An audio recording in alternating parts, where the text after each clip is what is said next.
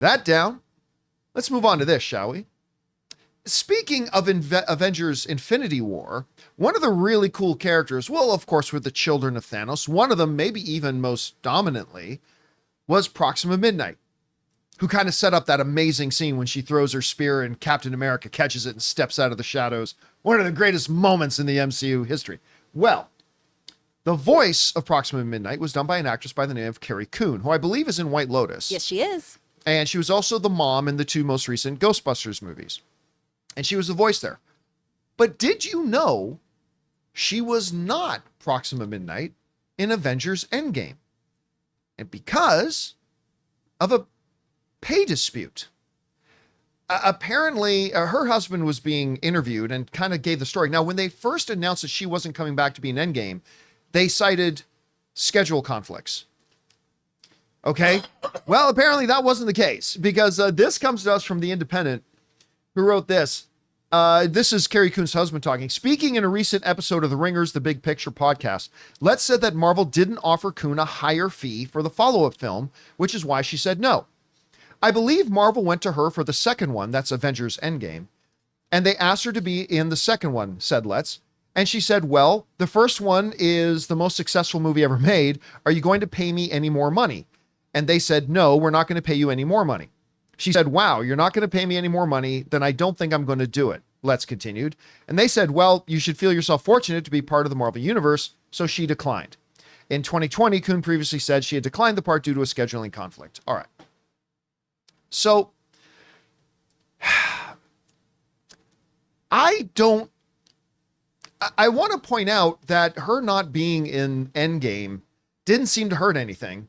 And I would pose that most people didn't even know that wasn't her, again, in the second one. I'm feeling a little torn on this. And Chris, you're going to have a better connection to this and an understanding of the bigger picture of this because you work in that world.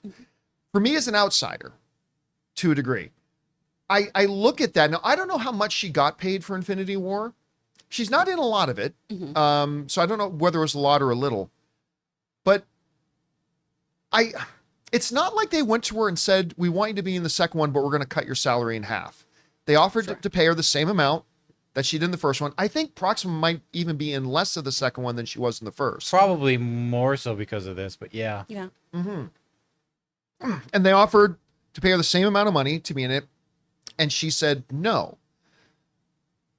A couple things come to mind, which is, number one, that kind of shows you that, did it hurt them at all to just switch up gears? I think there was another performer too, who was in the Infinity War that got swapped out in the second one. It might have been another one of the children of Thanos. I can't remember. Potentially. But I don't know. And I'm always caught with this, Chris, and I know this puts me at odds with a lot of my friends in the creative community, which is the notion that if the movie makes more, you should get more. I've always had a struggle with that, because nobody ever says if the movie flops, I'll give some of the money back.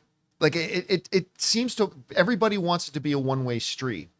And now I think she was perfectly fine to say, yeah, I don't want to do the second one. I think that's fine if she doesn't want to do it, because I got to imagine maybe it was timing and convenience, scheduling conflicts, whatever. Maybe she had the option to do other things that are more interesting to her.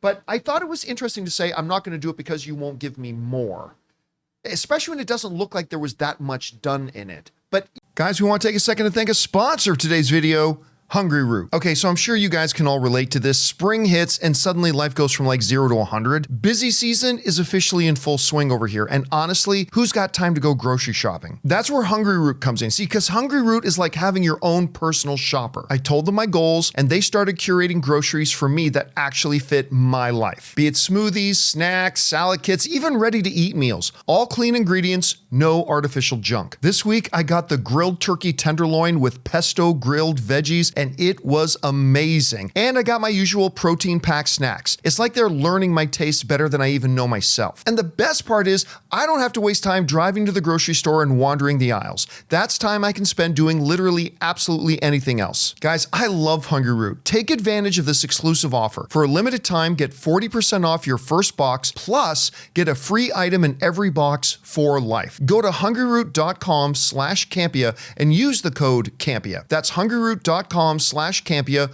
code Campea to get 40% off your first box and a free item of your choice for life. hungryroot.com/Campea, code Campea.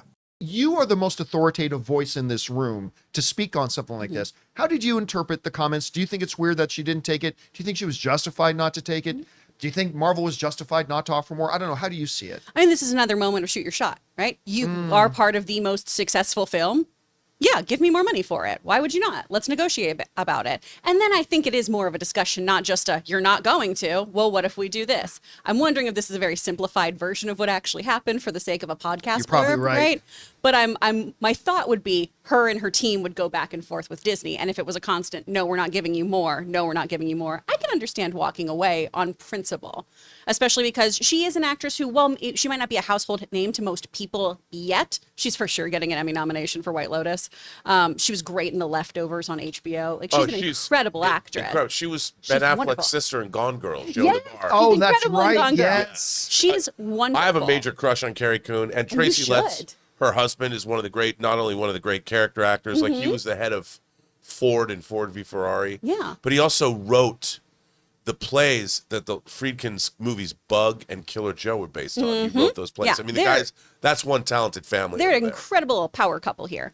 And I will say, and I know not necessarily a popular opinion too, a lot of times when these movies flop and don't do well, regardless, the executives who run this stuff still get a bonus. I feel like, again, shoot your shot. See if you can make that money, because the other people behind the scenes are going to, even if they're laying off other people because we had, a year that didn't do well, they're going to get their little extra bonus. They're going to divvy up their stuff to their teams. I feel like as a performer, try and see if you can get that extra money. But also we do have to live with the knowledge of this. I am replaceable. There are sound-alikes. There are other people who do this kind of work. There are other people who could step into the role. But still, if you are a talented actor who brought something to the table and was part of an incredibly successful film, I don't know why you wouldn't try to negotiate. And I could see going, no, principal, I'm not going to be involved in this then. I think you raise a really good point, because the whole idea is that you can't get something if you don't ask for it. Yeah. To quote Robert Meyer Burnett, you don't get what you deserve in Hollywood. You get what you negotiate. Exactly. And I like, that's a really good point. Yeah. Take your shot. Anyway, Rob, you hear about this. What lessons do you think, if there are any, do we take away from this? Well, I think usually, success is rewarded with a salary bump. And she wasn't a huge part of the movie. I mean, I like Proxima Midnight in Infinity War. So it's like, I mean, she wasn't part of the top of the call sheet. So how much more money would she be looking for? And that's why I thought it was like, let's say they paid her, I don't know, $25,000. Kick her Depending some more, on how many days of work. yeah, Right. yeah, kick her some more money. Give her $35,000. She is Carrie Coon. I mean, she is one of the great actresses. A lot of people don't know her name yet, but they will. They will. She's been turning in stellar work for 15 years now, and I think that's fair. And they should have. I mean, but the thing is, I don't even remember Proxima Midnight being in Endgame very much.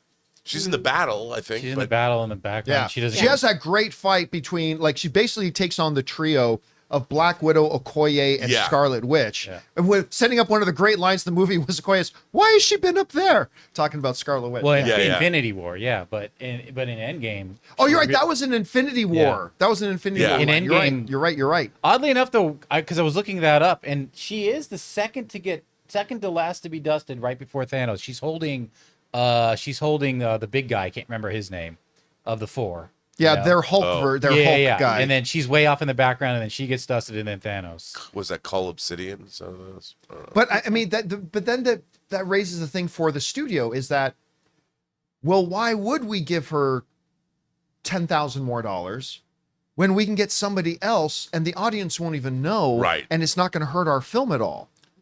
It's an interesting thing. Well, you have to think about too. You do have to think about long game, end game here, right? For you as a performer, of do I want to have a relationship with this performer moving forward? Because I mean, you kind of look at some of the Scarlett Johansson stuff, right? Too, of just, I'm not coming back. Why would I come back? Why would she, right? And Scarlett Johansson has a bigger platform, so you also have to make these moves of, yeah, I could replace Carrie Coon, but also does that mean I'm not going to have a relationship with her in the future for a different Marvel project, for a Star Wars project, for a Disney project in And it general? goes the other way as well, right? Exactly. They you might gotta go, wonder, she asks for too much, we're going to find somebody else. Anyway, guys, it's a really interesting topic of conversation because you'd think that it would just be easy, but sometimes it's more complicated. What do you think about this situation? Do you think they should have just given her more money? Do you think maybe she should have just taken what she was offered? Do you think she's risking her future relationship with the studios? Do you think the studios is risking maybe not having the perfect person for a certain role later on? Whatever you guys think, jump down to the comment section below and let us know your thoughts. Hey guys, thanks so much for watching this video. Make sure you like the video, leave a comment, and subscribe to our channel. And don't forget, we have a daily podcast called the John Campea Show podcast, available on Apple Podcasts, Spotify, or your favorite podcasting app of choice. Go and subscribe to it today so it'll be there when you need it.